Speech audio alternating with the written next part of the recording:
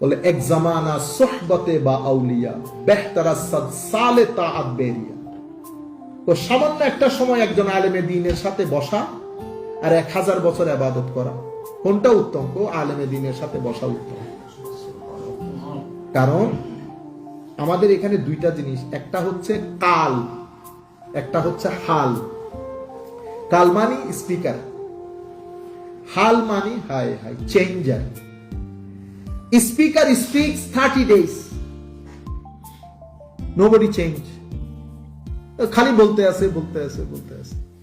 এটা মানুষের জীবন পরিবর্তনে কোনো প্রভাব রাখে না।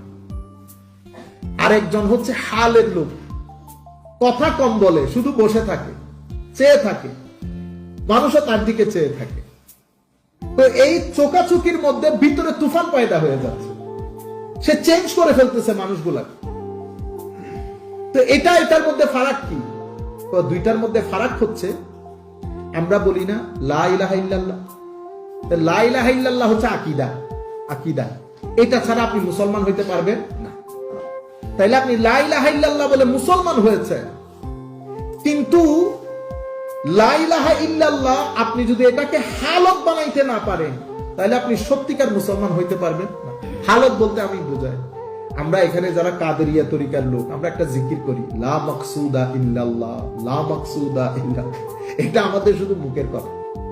লা মাকসুদা ইল্লাল্লাহ মানে আল্লাহ বাদে আমার জীবনের আর কোনো এইম, অবজেক্টিভ, চাহত, ডিজায়ার কোনো কিছুই নাই। তাইলে একটা লা ইলাহা ইল্লাল্লাহ, সে বলেছে লা ইলাহা, লাখো মানুষ বলেছে লা ইলাহা ইল্লাল্লাহ, কিন্তু লা ইলাহা ইল্লাল্লাহ বলার পরেও হেন কোনো কাজ নাই সে করতে। আমি করতেছি না, দোকানদারি করতেছি, আমি মানুষকে বিক্রি করতেছি, ধর্মকে বিক্রি করতেছি, টাকার প্রতি লোভ। কেন?